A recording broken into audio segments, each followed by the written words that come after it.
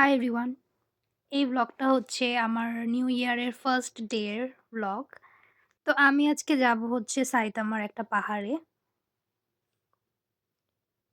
তো শুরু করা যাক আজকের ব্লগ। তো welcome back to Maria's daily canvas blog.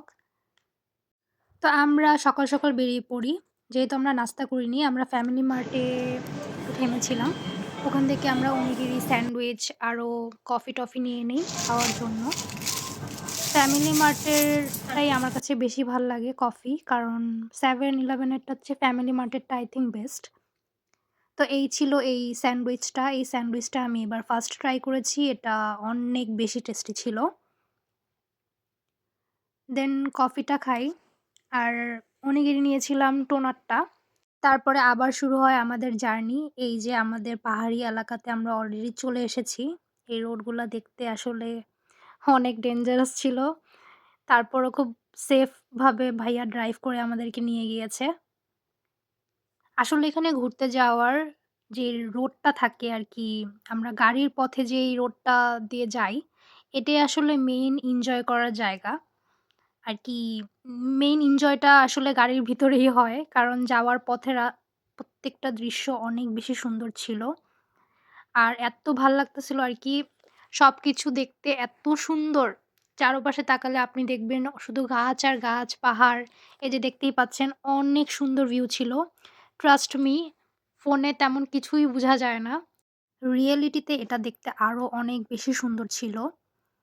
তো আমরা যাওয়ার পথে রাস্তাটা অনেক বেশি এনজয় করেছি। বিশেষ করে আমি। কারণ আমার এটা ফার্স্ট টাইম ছিল ওই প্লেসটাতে যাওয়া। প্রায় ১ ঘন্টা পরে আমরা যে প্লেসটায় যাওয়ার জন্য বের হয়েছিলাম ওখানে যেয়ে পৌঁছাই। এই তো প্লেসটা। এই জায়গাটা এত বেশি সুন্দর ছিল যা আমি ডেসক্রাইব করতে পারব না। এখানে আমি অনেক ভিডিও করেছি, অনেক ক্লিপ নিয়েছি আর অনেকগুলো পিকচার তুলেছি। সেগুলো আপনাদের সাথে শেয়ার করব। এই ছিল আরকি, আমি এখন উঠছিলাম আরকি উপরের দিকে। উপরে উঠার পরের ভিউটা ছিল এরকম।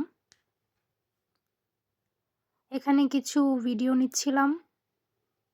কিন্তু এত বেশি ঠান্ডা ছিল যে যা বলার বাইরে আরকি। অতিরিক্ত মাত্রায় ঠান্ডা ছিল। ওখানে যেয়ে দেখি একটা কুকুর। এই ডগটা অনেক কিউট ছিল। অন করাতে ও আমাদের দিকে চলে আসে। কিন্তু আমি পার্সোনালি কুকুর অনেক বেশি ভয় পাই। তাই আমি দূরেই ছিলাম। তো এখান থেকে আমরা ড্রিংকস নিয়ে নেই। ড্রিংকস নেওয়ার পর আমরা আরেকটা প্লেসে যাই। এই প্লেসটায় আসার পর দেখলাম যে এই প্লেসটা আরো বেশি সুন্দর।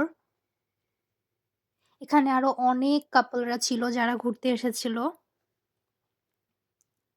কিন্তু ওই যে বললাম যে অতিমাত্রায় ঠান্ডা, এখানে বেশিক্ষণ আমরা স্টে করতে পারিনি কারণ এত বেশি বাতাস ছিল।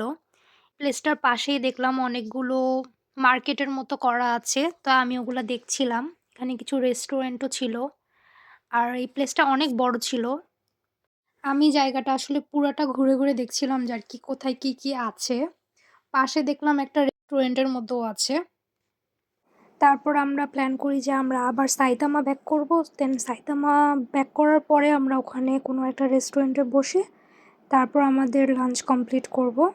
তো এই তো সাইতামা আমরা ব্যাক করে চলে আসছি। আর এই বাংলা রেস্টুরেন্টটাতে আমরা বসেছিলাম। এই রেস্টুরেন্টটার নাম ছিল আহার। তো মেনু দেখে আমরা এই কাবাব ডনটা নিয়েছিলাম আর নিয়েছিলাম একটা বাংলাদেশি থালি। এখানে ছিল চিংড়ি মাছের কারি, তারপর বুটের ডাল দিয়ে খাসির মাংস, তারপর ছিল পাতলা ডাল, আলু ভর্তা ছিল, সাথে নিয়েছিলাম পাইনাপেল জুস আর এটা ছিল কাবাবটা। তো লাঞ্চ করলাম একটু আগে। যে বাংলা রেস্টুরেন্টটা দেখালাম, খাবার আমি বলবো অনেক ভালো ছিল। কারণ ওরা অ্যামাউন্টও দিয়েছে অনেক। আর খাবারের টেস্ট এখানকার বেশিরভাগ রেস্টুরেন্টেই খাবারের টেস্ট আর কি বাঙালি বললেও দেখা যায় ইন্ডিয়ান একটা ফ্লেভার চলে আসে বা পাকিস্তানি একটা ফ্লেভার চলে আসে। কিন্তু এটাতে দেখলাম একদম বাংলা খাবার যেরকম হয়, বাংলাদেশে আমরা নর্মালি বাসায় রান্না করা খাবার যেরকম হয় ওই রকমই ছিল। মাটনটার টেস্ট খুব ভালো ছিল। তারপর চিংড়ি মাছটাও ভালো ছিল, সব কিছুই ভালো ছিল, এভারেজ ছিল। কিন্তু আমি বলবো যে মাটনটা বেস্ট ছিল, আর আলু ভর্তা আর ডালটা অনেক ভালো ছিল। চিংড়ি মাছটা এভারেজ ছিল, কিন্তু দাম অনুযায়ী আমি দেখলাম যে এই প্লেটারটা অনেক ভালো। কারণ আমরা বাংলাদেশে খেতে গেলেও এটা 600-700-র মতো তো পড়বেই যদি আমরা হোটেলে খাই। তো এটা আমি বলবো যে ভালোই ছিল সব দিক দিয়ে মিলিয়ে।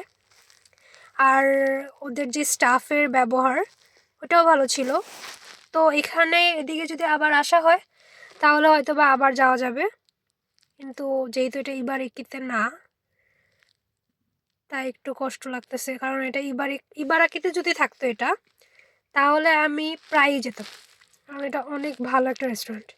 আমার কাছে মনে হয়েছে এ পর্যন্ত যত জায়গায় খেলাম বেস্ট। তো এই তো যাওয়ার জন্য রেডি হচ্ছি আমরা। এখন ভাইয়াকে বিদায় দিয়ে আমরা আবার ইবারাকিতে ব্যাক করব। এই তো ব্যাক করছিলাম আমরা। তো আজকের ব্লগটা আসলে এ পর্যন্তই ছিল। আশা করি আপনাদের সবার ভালো লেগেছে। সামনে আরও অনেক মজার মজার ব্লগ দেখার জন্য আমার পেজটাকে অবশ্যই লাইক দিয়ে রাখবেন আর ফলো করে রাখবেন। তো বাই, আজকের ব্লগ এ পর্যন্তই ছিল। আল্লাহ হাফেজ।